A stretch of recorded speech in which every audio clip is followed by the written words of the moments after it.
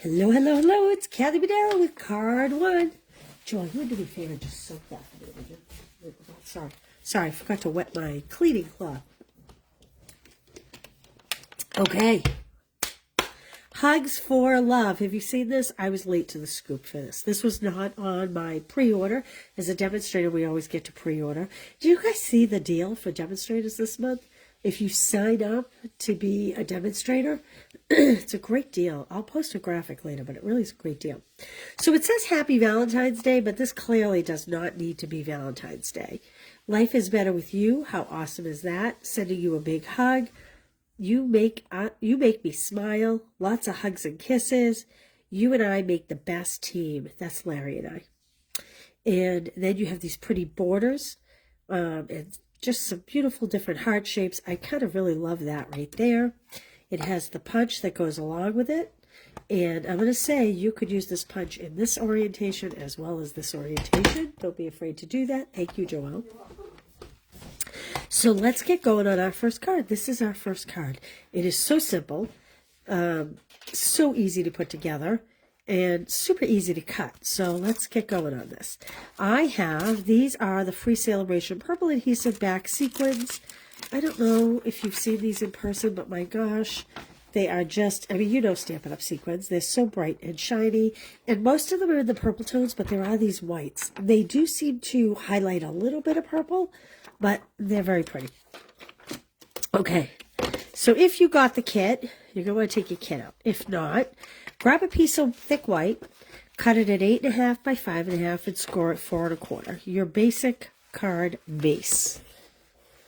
Okay. And then I have a piece of Blackberry Bliss. This is cut at 3 1/4 by 4.5. Okay, 3 1/4 by 4.5. You could really do this in any color if you didn't have this beautiful DSP. This is I'm sure you've all figured out what DSP it is, but this is the Bloom Impressions 12 by 12 DSP. There's some beautiful prints in here. So what I did was I cut a piece, let's see, 3 by 4 1/4. You gotta be careful because I just lost my little sequin. There it is. Okay. So what I did was I cut my piece 3 by 4 1/4. Guess it goes this way, maybe. And then I ended up cutting at 2 inches. So this is 3 inches wide by 4 1/4 long. And then I just turned it on my cutter and I cut it 2 inches and I got these 2 pieces. And that's how I am going to, I'm going to put the smaller piece on the bottom and the bigger piece on the top. So let's do that.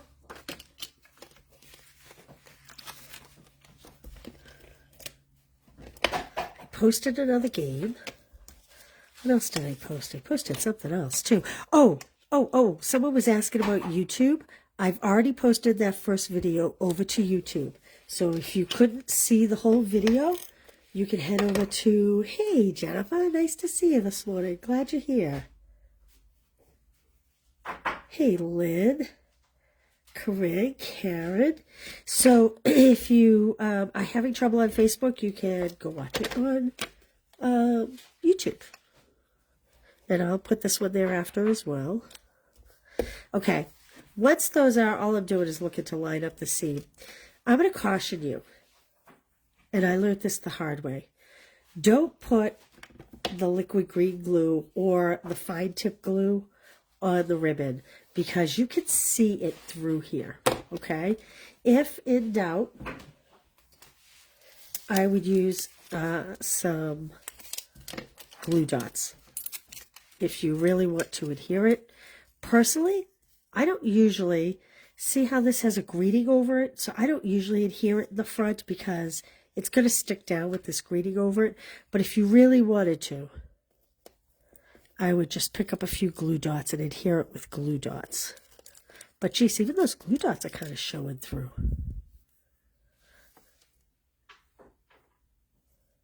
Like that. See, you actually can see the bump from the glue dot. That is going to be covered up by my label, So I'm going to leave it. But personally, I think I would just adhere it good in the back. Like this.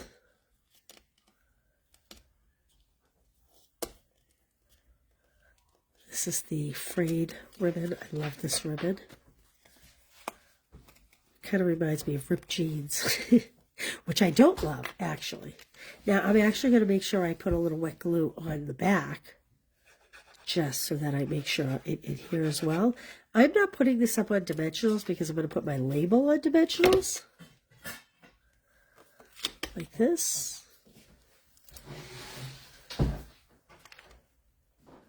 And I'm just going to center it like that. A little frayed edge on my DSP here. There we go. And now, Blackberry Bliss.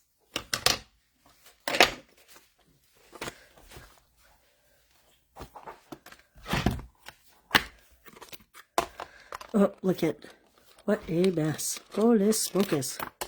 Okay, these vellum sheets, if you pull all your stamps off today, save this. I'm going to show you how you can use it later. That's one of my techniques today. We're going to emboss it. So I used the more plain label, this one, for this card, but I think I'm going to use this one just so you can see the difference. Now remember, these are easily moldable, so I always say kind of flop it down flat and then pick it up with a block. That way it won't be distorted. Well, theoretically it won't be distorted. And I'm going to line my 2 points. Oh, I think I put it down too soon. I don't think I had it lined up well. Yeah, a little offset up, but that's okay. We'll deal with it. Let's put a greeting in here. I'm going to do hugs and kisses, I think. Because I always say hugs. I'm a hugger. I'm a hugger. Lots of hugs and kisses. Joelle is not. I drive her crazy. Sometimes at my events when I go to hug people that I don't even know, they kind of look at me like I have 10 heads. And I'm like, I'm sorry, I'm a hugger. And they're like, okay.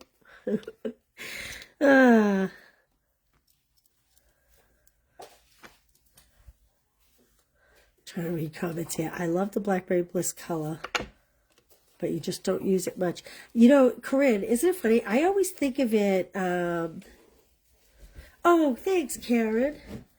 Thank you for getting that birthday card ready. You know what? It's funny, the Blackberry Bliss, I always think of it as a fall color, but it's really not. And this paper proves it, I think, personally. Okay, let's pop that up with some dimensionals. So here's what I do. I kind of make sure I'm going to put a dimensional on the top and the bottom instead of putting it on the ribbon. Because if it's on the ribbon, it might flop around a little, especially since I didn't put any adhesive on the ribbon. And then the ribbon can kind of sit right in between the dimensionals and it won't be too bulky. Like that. And you should have your sequin. It's on a little teeny piece of plastic here. Oh, good Lord.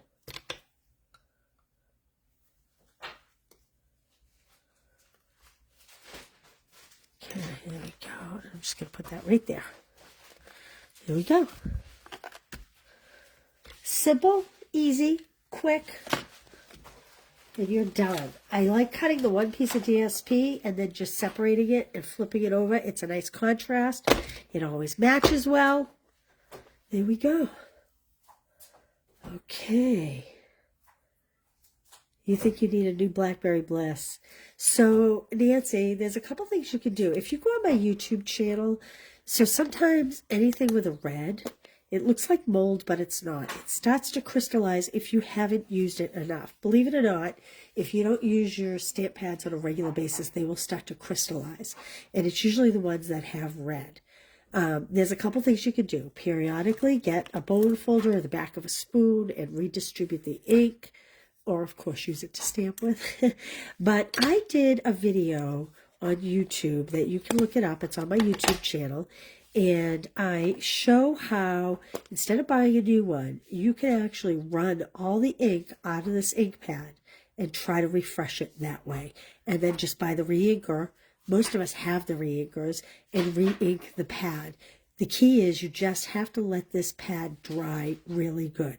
Now, I know some people think, okay, that's a lot of ink down the drain. What a waste of water. That is true. There are some of those comments on there. I kind of look at it as this is expensive and why put this plastic piece in the landfill. So it's your choice. It's your choice. But it is a way to keep from having to buy a whole new one. Just look up that video. Maybe I'll link it later for you. Okay, there we go. So if you weren't on the first video, you can go back and watch the first video. I'm offering a special 20% sale today. And what else? Let's see. The next card will be Delightful Wishes. And this is what the card kit looks like if you got the card kit. If you didn't get the card kit, let me give you some quick measurements. Jot these down. Actually, get ready to take a screenshot. Here's the measurements if you didn't get the card kit. Can you see that? So you need a piece of cardstock at 8.5 by 5.5, scored at 4 1/4. You need a piece of white, 3.5 by 4 3/4. And then you need a liner, 4 by 5 1/4. And then you need a skinny piece, 5/8 by 3 inch. You might need it thicker if you don't have the Daffodil Wishes stamp set. Is that the name of the stamp set? Yeah, Delightful Wishes stamp set. And then you want DSP. 3 pieces, 3/4 by 4.5, 1 inch by 4.5, 1 1/4 inch by 4.5. 3 different patterns. They all should go together. Just have your DSP match whatever your color card base is. So if you chose, say, a Fresh Freesia card base, choose DSP that matches Fresh Freesia, pick 3 different patterns, and cut them in those dimensions. And then get a stamp set with a greeting. And then come back. Okay?